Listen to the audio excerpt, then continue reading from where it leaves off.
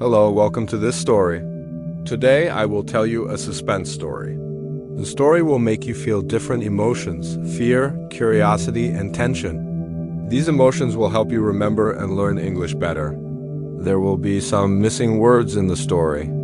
Your task is to listen carefully and try to fill in the blanks. This is a way to practice English using emotion and attention. Pay close attention. When I was in high school, my friends and I had a secret place to meet, a baseball field behind an abandoned school, right on the edge of town. No one else went there.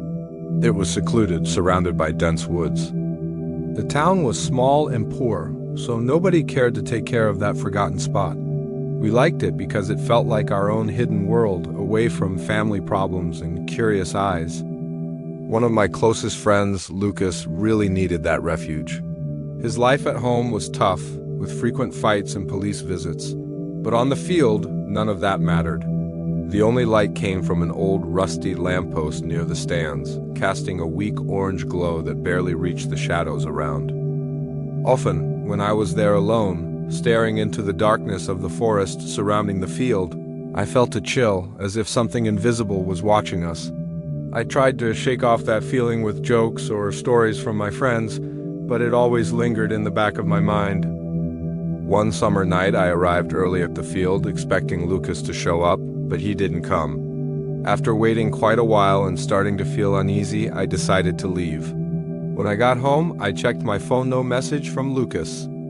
The next day, I got the news: Lucas had disappeared. Search teams scoured the woods but found nothing. Everyone said he probably ran away, but I couldn't believe it. Lucas was adventurous, yes, but he was also grounded. If he had decided to leave, he would have left some kind of message for us.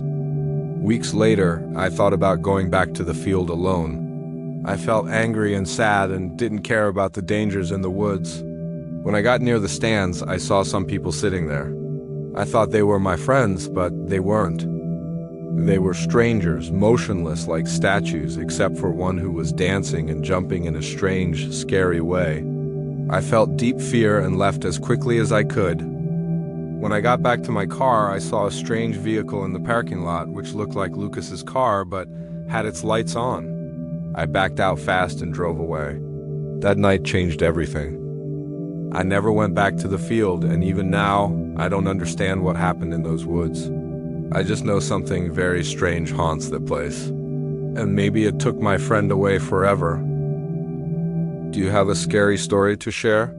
Leave a comment and tell us about it. I'd love to hear your experience.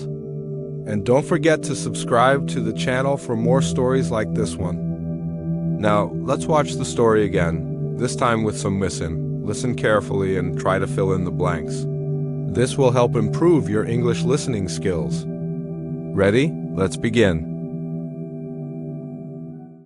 When I was in high school, my friends and I had a secret place to meet, a baseball field behind an abandoned school, right on the edge of town. No one else went there. It was secluded, surrounded by dense woods. The town was small and poor, so nobody cared to take care of that forgotten spot. We liked it because it felt like our own hidden world, away from family problems and curious eyes. One of my closest friends, Lucas, really needed that refuge. His life at home was tough, with frequent fights and police visits. But on the field, none of that mattered. The only light came from an old, rusty lamppost near the stands, casting a weak orange glow that barely reached the shadows around. Often, when I was there alone, staring into the darkness of the forest surrounding the field, I felt a chill, as if something invisible was watching us. I tried to shake off that feeling with jokes or stories from my friends, but it always lingered in the back of my mind.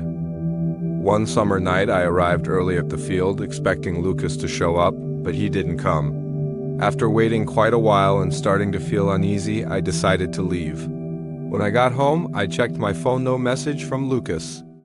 The next day, I got the news: Lucas had disappeared.